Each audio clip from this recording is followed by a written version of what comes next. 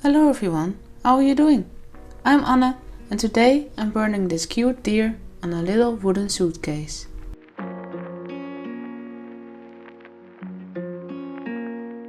I found this suitcase at the dollar store. It's a gift for a newborn. For this project I'm using a ballpoint tip and a shader. I need to turn the suitcase quite often to keep the pen tip in optimal position, so I'm sorry if it makes you a bit dizzy, but it's necessary. I found a photo reference on Unsplash that I'm using for this. It's a website with copyright-free images you can use in your projects.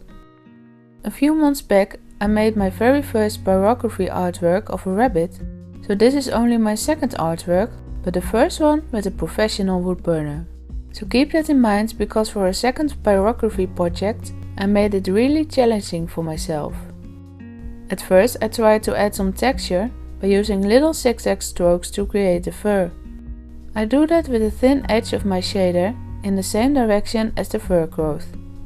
I have a scrap piece of plywood from the hardware store where I try all my strokes before I go in on my final art piece, but those strokes looked very different from the ones that I made on the suitcase. They were very blobby and I also needed a lower temperature than on my scrap piece. At first I thought maybe it's my inexperience, maybe I'm doing something wrong, but soon I realized that it was the wood. Yes, the suitcase is also made of plywood, and although I sanded it up to 800 grit, the wood burned very uneven. In between the grain, the wood had a tendency to burn darker than in other areas. I don't know for sure, but I think this is pine. And from what I've heard, pine is horrible to burn on. So I think not the technique I used, but the choice of wood shows my inexperience with pyrography. But it's fine. I saw this cute suitcase and I had immediately this image in mind. So I bought it and I'm determined to finish it, one way or the other. Here I tried to burn around the white spots of the deer, but it was a bit difficult to keep them separate from the uneven fur. So I had to change my approach in this project. I stopped with the zigzag strokes to create the fur texture. Instead, I now try to make it as smooth as possible, because the grain of the wood provided enough texture on its own. I used the flat of the shader to fill in the body of the deer, and I tried to slowly build up the values by using a relatively low temperature and by slowing down my hand movements to burn darker. That worked a bit better, but the dark blobs kept bugging me. So before I continued burning, I wanted to try to get rid of the unevenness by using my engraving pen. This little tool was so helpful throughout this project, it was a lifesaver. Many people use an X-Acto knife or sandpaper to get rid of mistakes, but I happen to have this pen, so I used it. I used the thinnest diamond bit I could find, and with basically no pressure at all I touched up some of the white spots and the darker blobs in the wood to make it more even. I kept switching back and forward to the burner and engraving pen until I basically had the end result that I had in mind. Don't get me wrong, I don't want to criticize my work too much. I don't hate my work. Although I see room for improvement, I think the end result turned out cute. I want to say this all, because in a video like this it might look easy and you might think that I know what I'm doing, but I don't. I struggled with this. And you might face challenges throughout the project as well. But with some perseverance, you can make something beautiful. It might take some creative problem solving, but you can do it as long as you spend the time on it to make it work.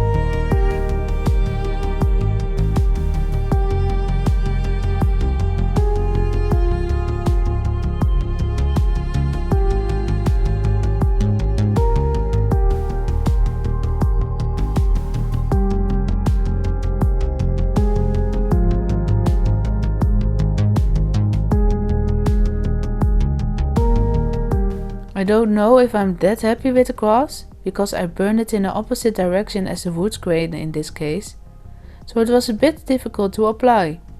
But the main focus is the deer, and I don't think it mattered that much.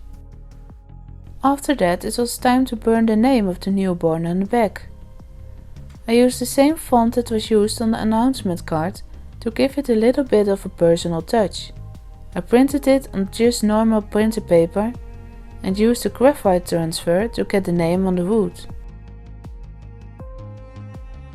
Then I lightly outlined the letters with a small ballpoint tip before I filled them in with a slightly higher temperature.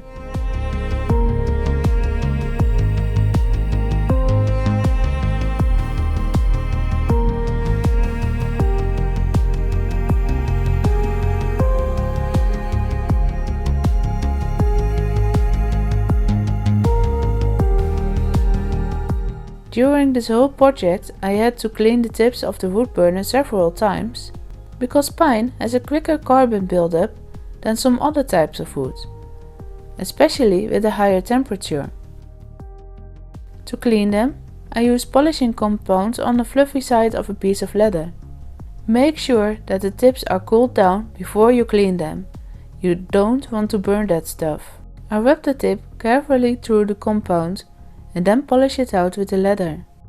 Some people use sandpaper for cleaning, but it can wear out the tips. This polishing compound came in a kit with a Dremel-like rotary tool, but you can replace that by magnesium powder or even toothpaste. You know that you need to clean the tips when black flakes comes off while burning. Also, you can feel it.